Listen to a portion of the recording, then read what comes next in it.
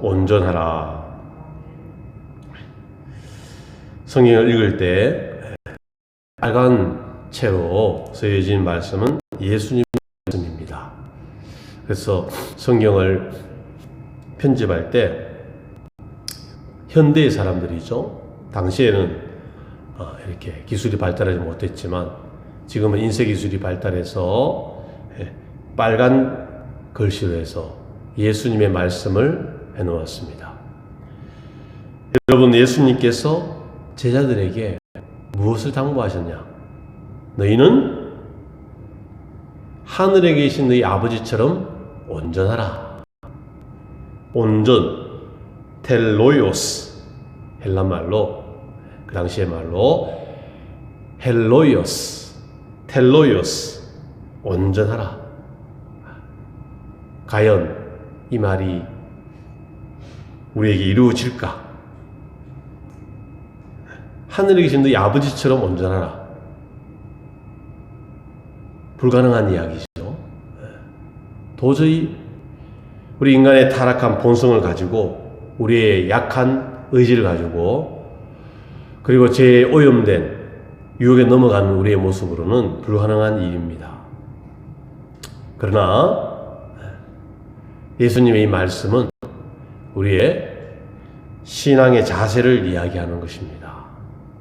예를 들어서 신랑 신부가 결혼하는데 20대에, 늦게는 30대 초반에 하겠죠. 또 더 늦을 수도 있지만, 결혼하면서 마음속에 내가 어떻게 가정을 이끌 수 있을까?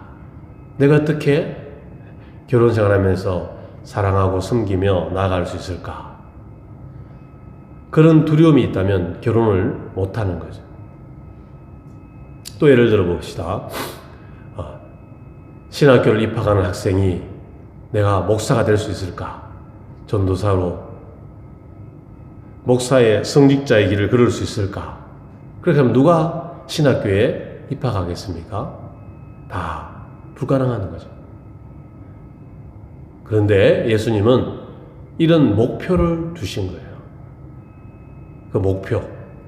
그 목표를 향하여 한 걸음 한 걸음 나아가라. 그 방법은 뭐냐? 오늘 본문에 팔복이 됩니다. 팔복. 너희가 한 걸음 한 걸음 나아갈 때 심령이 가난해야 되고, 애통해야 되고, 온유해야 된다. 또 하나님의 의에 줄이고 목말라야 된다. 긍휼하게 된다. 마음이 청결해야 된다. 화평케 하는 자가 되어야 된다. 의를 위하여 박해를 받아라. 이 8가지 방법을 주셨습니다. 그래서 산상수훈은 이 신약의 다이아몬드와 같은 하나님의 말씀입니다. 이 말씀을 항상 마음에 새기고 묵상하면 우리의 생활 속에서 점점점 변하여 가는 것이죠. 그래서 우리는 희망을 가지죠. 왜? 나 같은 미약하고 나 같은 불쌍한 존재가 어떻게 아버지 온전한처럼 온전해질 수 있을까? 인간의 생각을 내려놓아야 되는 것입니다. 그래서 새벽에 나와서 기도하고 하루를 열어갈 때 우리가 마지막에 주기도문을 하잖아요. 우리 죄를 사하여 주시옵소서. 아버지 하나님의 뜻이 하늘에서 이루어진 것처럼 이 땅에서도 이루어지기를 원합니다. 이렇게 우리가 매일매일 주님 가르쳐주신 기도를 하는 것이에요. 왜냐하면 우리는 약하기 때문에, 우리의 값어치를 알기 때문에 주님께 기도하지 않으면 우리가 하루도 살아갈 수가 없는 존재입니다. 하나님 아버지의 마음, 어떻게 우리 보고 온전하라, 하나님처럼 되라, 그 말이 아니고 하나님의 성품을 매일매일 연습하면서 닮아가라. 그래서 신학에서 우리가 예수 믿으면 하나님의 의를 드립잖아요. 의가 한문으로 뭐라 그랬어요? 위에는 양양자, 밑에는 나자. 내가 어디 아래에 있습니까? 예수 그리스도의 아래에 있어요. 예수님으로부터 내려오는 피, 생수, 예수로 내려오는 그 성품을 연습하는 것입니다. 연습이 마스트, 마이스트, 연습이 대가를 만드는 거예요. 예수님처럼 연습하는 거죠.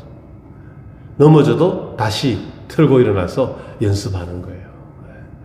미워하고 짜증내고 원망하고 불평했던 우리의 모습, 또 새벽에 회개하고 하나님 앞에 다시 서는 것입니다. 이것이 바로 저 높은 곳을 향해 갈 때까지 이루어지는 단계다. 그래서 우리는 하나님의 의를 입은 사람, 이거를 의인이라고 그러죠. 의인. 하나님의 의를 입은 사람이다. 하나님의 의를 입으면 그 다음 두 번째 단계는 뭐냐? 한문으로 하면 거룩할 성자를 씁니다. 거룩할 성. 성화. 점점점 거룩해진다. 성화라 그래요. 그럼 언제 우리 하나님처럼 되는가? 우리 영혼이 천국에 갈 때, 이걸 영화라고 해요. 영화. 영화. 그래서 성화의 단계를 거쳐서 마지막 주님 앞에 설 때, 천국에 입성할 때 영화의 단계로 변화된다. 영화의 단계로. 그렇기 때문에 우리는 어떻게 살아야 됩니까? 이 땅에서 악인과 함께 살지만 함께 싸우지 않고 함께 다투지 않고 왜? 다투면 똑같이 지니까 거룩한 성품이 오염되니까 그렇게 살아가는 거예요. 그리고 사랑하며 사랑을 베풀며 살아가는 것입니다. 그래서 오늘 본문의 43절에 뭐라 그럽니까? 이웃을 사랑하고 두 가지죠. 43절 시작. 또 내 이웃을 사랑하고 내 원수를 미워하였다는 것을 너희가 들었으나 나는 너희에게 이르노니 너희 원수를 사랑하며 너희를 박해하는 자를 위하여 기도하라. 두 가지. 첫 번째 뭡니까? 원수를 사랑하라. 두 번째, 박해하는 자를 위하여 기도하라. 이것이 그리스도인의 특징이다. 이건 세상이 추구할 수 없는 거죠. 어떤 나라, 어떤 조직, 어떤 법이라 하더라도 이 그리스도의 법을 이룰 수가 없습니다. 그러나 우리는 가능한 거죠. 과거에 손양원 목사님, 자기 아들을 죽인 그 청년을 양아들로 데려오잖아요. 그리고 신학을 하게 하고, 참 그 다큐멘터리를 보면 눈물이 나죠. 그 양아들 삼았던 아들이 또 목사가 되었어요.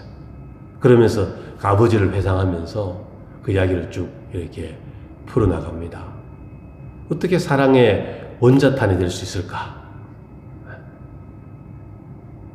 우리 힘으로는 불가능하지만 우리 안에 계신 성령님께서 사랑하고 용서하고 화해할 수 있는 능력을 주시기 때문입니다. 그래서 이 48절 말씀은 우리 평생의 좌우명이 된 48절 시작. 그러므로 하늘에 계신 너희 아버지의 온전하심과 같이 너희도 뭐하라? 온전하라. 너희도 온전하라. 예수 그리스도를 알고 하나님의 사랑을 깨닫고 하나님의 온전하심을 붙드는 사람, 그 사람이 바로 우리의 모습입니다. 이 사람은 그렇지 못하죠. 우리 잣대로 자식을 키우면 다 이상한 자녀들이 될 거예요. 그러나 아버지의 사랑은 우리를 가르칩니다. 한 걸음 한 걸음 양육할 수 있는 지혜를 주시는 거예요. 그래서 신예라 씨 간증을 들어보니까 이분이 완벽주의죠. 완벽주의. 정리를 칼같이 잘해요. TV에 프로그램도 나오는데 정리의 달인 뭐. 근데 이 자녀를 키울 때 자녀가 뭐 찬양대 있었는데 앞에 찬양하는데 옷 입는 거 보니까 벌써 못마땅한 거예요. 부모의 잣대로, 엄마의 잣대로 쯧쯧쯧 그리고 있는데 성령께서 깨달음을 주시는. 일단 못마땅하면 뭐 다 보기 싫죠, 그죠? 그리고 잔소리하게 되는. 근데 이 부모의 마음은 부족한 인간의 마음이요. 하나님 아버지의 마음은 긍휼에 풍성하신 마음입니다. 그래서 우리가 평생 살아가면서 아버지의 온전하신 같이 우리가 자녀를 양육하고 이 땅을 살아가며 그리스도의 영광을 드러낼 수 있습니다. 주여 우리를 불쌍히 여겨 주시옵소서. 그 마음이 있을 때 점점점 성화, 점점점 거룩해지고 점점점 주님을 닮아가는 거예요. 우리는 무슨 중입니까? 우리는 공사 중입니다. 일하는 현장을 지나가다 보면 편말을 세워놨죠. 공사 중 불편을 끼쳐드려서 죄송합니다. 우리가 관계 속에서 이 공사 중 이 사실을 기억하면 은혜가 돼요. 아, 우리는 공사 중이구나. 부부 관계 속에서도, 가족 관계 속에서도, 자녀 관계 속에서도 이 사실을 우리가 마음에 새기고 주님의 온전하신 같이 우리도 온전히 세워지기를 소망합니다. 사랑의 주님, 산상수훈 마지막은 너희도 온전하라 말씀입니다. 팔복의 자세를 가지고 성화의 가정, 거룩함을 밟아가는 저희들이 되게 하여 주옵소서. 예수님의 이름으로 기도합니다. 아멘.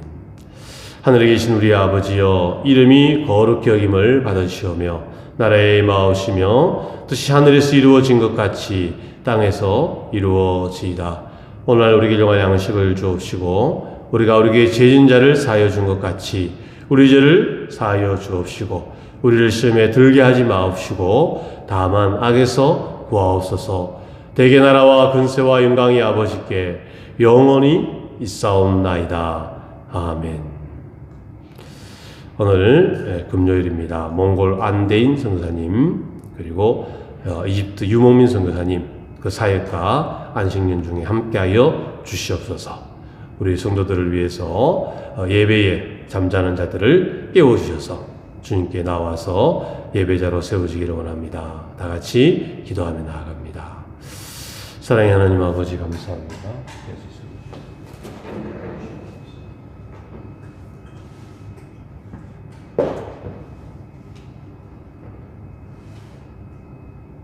Out input mode.